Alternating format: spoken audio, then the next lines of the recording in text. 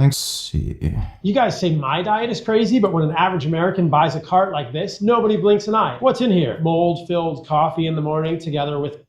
I don't think that coffee has mold in it. My zero sugar coffee mate creamer that has... Yeah, it seems fine. carrageenan, causing leaky gut, artificial sweeteners, probably... Yes, carrageenan.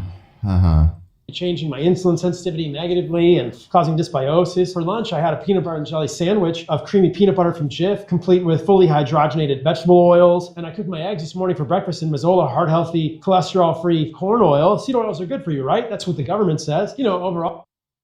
And they happen to be right about that. Oh, I'm trying to lose weight, so I'm drinking Coke Zero. This is normal, but what I eat is crazy.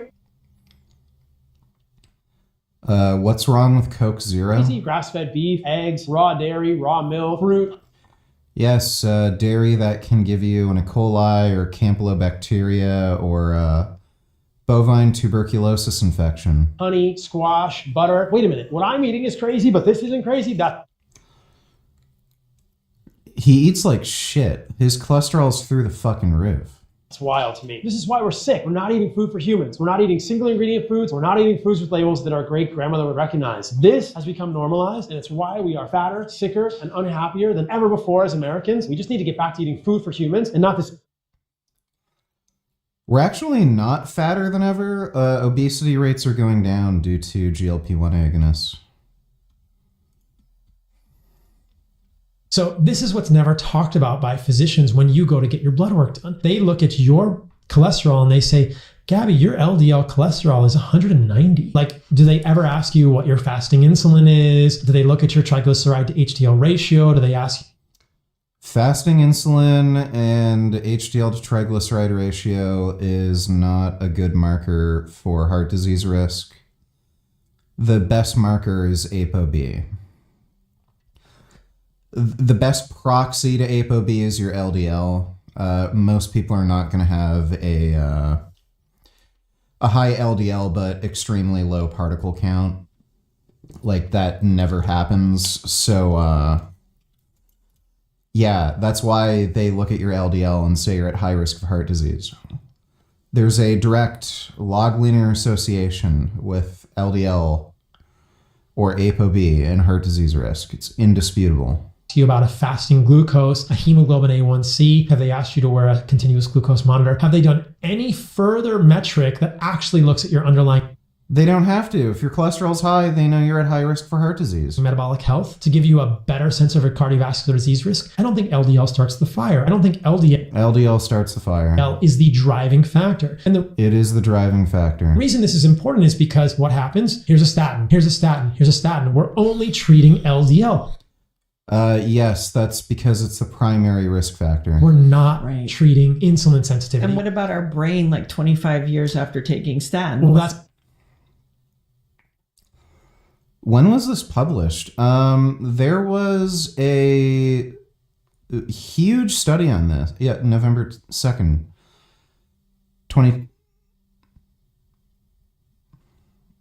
So, a few days ago. There was a massive study published on this. Both lipophilic and hydrophilic statins are beneficial for brain health. They prevent against Alzheimer's dementia. They literally protect against neurodegenerative disease. And they're, by the way, this whole assumption that I think it was lipophilic statins. This whole thing was based on an assumption. I think it's the lipophilic statins that can affect cholesterol in the brain. This was pure speculation. Literally no evidence that these drugs could in any way influence neurodegenerative disease. But the case is closed. They don't. They protect against neurodegenerative disease, whether you're on lipophilic or hydrophilic statins. That's a real problem. The problem, I think, here is what we see is, okay, I think we're treating the wrong thing. We should be treating insulin resistance. We should be treating metabolic dysfunction. No, we should be treating cholesterol because that's the principal risk factor. And then the question becomes, okay, how do we treat that? Well, the problem for Western medicine is we don't have a drug to treat that, which is actually not a problem.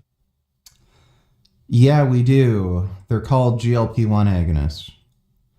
What a fucking dumb fuck, dude. This fruit looks like coyote poop, I know, could help you detox fluoride from your brain. Multiple studies have shown that tamarind at a dose of 10 grams per day increases human urinary fluoride excretion. Fluoride is an element that's added to our drinking water that accumulates avidly in our pineal gland. This is medical science. The pineal gland is the most single saturated part of the human body with fluoride. Studies have consistently linked higher prenatal and childhood exposures to fluoride with lower IQs. It's been demonstrated in multiple cohorts across the world.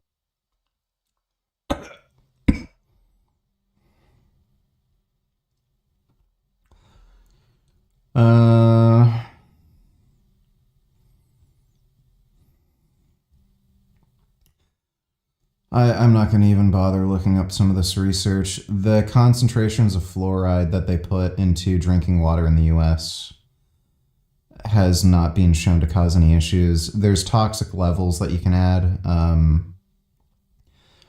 I know there's some shithole countries somewhere that put in too much fluoride, but sounds like just more nonsense, cherry picking, and stupid horseshit. Cohorts across the world. There are multiple studies in animal models correlating higher levels of fluoride in the pineal gland with higher levels of calcification of the pineal gland and lower pineal gland function. Furthermore, there are also studies in animals showing that limitation of fluoride increases the growth of pineal cytes, the actual cells of the pineal gland. The pineal gland is often thought to be the seat of the soul. Who knows about that? But the pineal gland does produce melatonin, a hormone critical for sleep and wake function. So if you want to improved growth and possibly better function of your pineal gland, consider adding a little bit of tamarind. Well, tamarinds are fine. So whatever. Thanks for the donation.